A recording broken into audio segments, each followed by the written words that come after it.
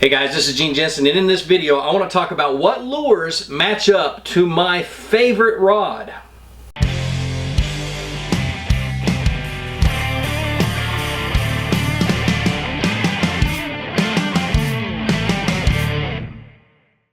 Alright, now before we get started, I want to talk about something real quick. There are so many dang rod companies out there, and a lot of them talk about their power and action of rods different than others. So I kind of want to go through a few of the things that you might see as you're shopping for a rod.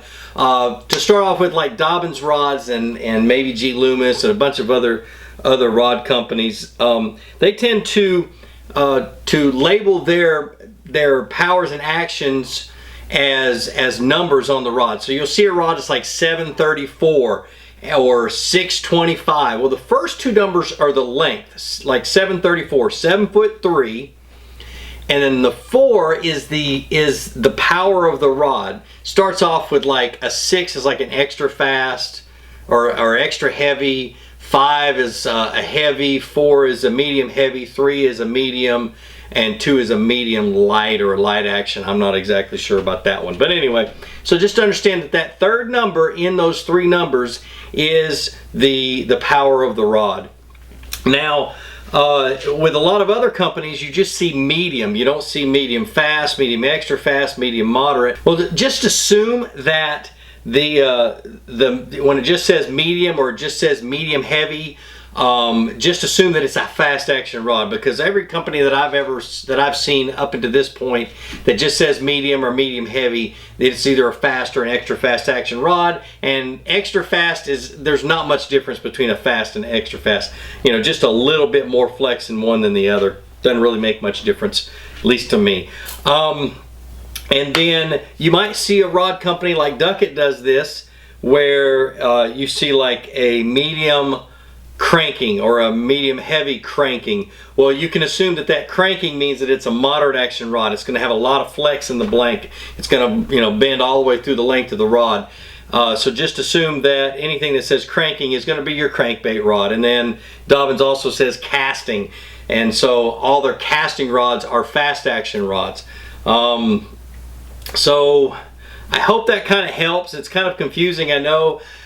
I hope I explained it well enough for you to understand that every rod is different. The bad thing about rod manufacturers is there is no industry standard in action and power, so it's just tough. So anyway, the reason I call this my favorite rod is because it's the first rod I always buy out of a line of rods if I want to figure out whether they make decent rods or not. It's the first rod I pick up in the morning because it's going to be the one I throw all my moving baits on. I throw more baits, more different types of baits on a medium action rod than I do anything else. And so this is basically what I call my go-to rod. A 7-foot or 6'10" to 7 foot, maybe a 7'3" medium action rod. This one right here, I have it paired with an 8:1-to-1 gear ratio inception, 30-pound braid, and a 15-pound fluorocarbon leader. This changes depending on what I am fishing, and we're going to try to go through that with each individual bait. But it doesn't change much. I either have a 7-3-to-1 or 7-1-to-1, 8-1-to-1, or maybe a 6-3-to-1 on this rod. All right, so the baits that I will throw on this, or that I will use on this rod, are usually the thicker open hook baits, spinner baits, buzz baits. This is a double bladed, paddle tail swim baits, chatter baits, but this is a 1/2 ounce chatter bait. I tied it on here for effect. I don't like to throw a 1/2 ounce chatterbait on this rod. I like to bump it up to a medium heavy. But a chatterbait, a 1/4 ounce or 3/8 ounce will do just fine on this setup. And mainly it's for being able to. I like an 8:1-to-1 because I can slow it down a whole lot easier than I can speed it up. I'm using something like a 6-3-to-1, and I tend to want it. When I find out the fish want it fished fast, which a lot of times they do, I've got to really crank hard with that 6-3-to-1 to get the speed that I want. But with a 7-1-to-1 or an 8-1-to-1, I can just you know, I don't have to work as hard is the biggest thing.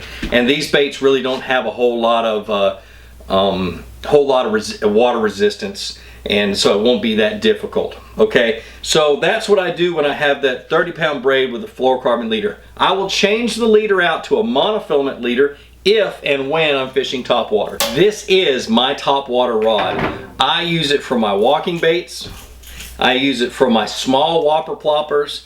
I use it for, like I said, buzz baits. It is what I like to use the most. For me, I can load up a walking bait like this one right here. I think this is a Strike King, whatever, sexy dog, I think they call it.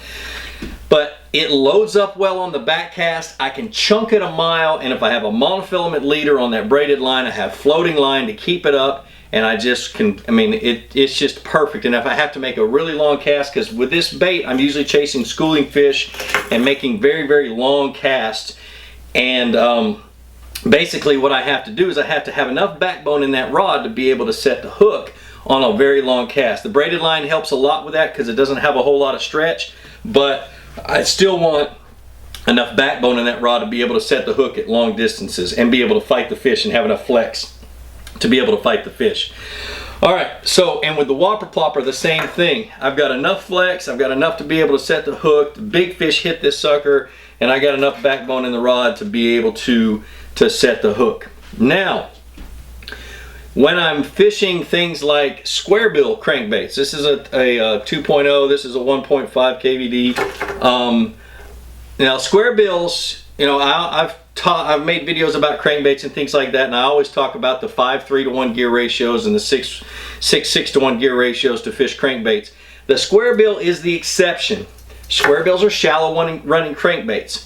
I'll even, you know, well, let's talk about that in a second. But they are shallow running crankbaits, and I am beating them and banging them off of stuff, and I am ripping them through grass, and I'm doing a lot of very aggressive fishing with them. And a flimsy rod like a moderate action rod and a slow reel is not what I want. I want to be able to pick up the line quick. I want to be able to be aggressive with it and have full control over it. So a medium action rod with or medium fast action rod with a high speed reel is almost a must. I typically go with a 7:1 to 1 gear ratio when I'm fishing square bills and things like that. I just don't, 8:1 to 1.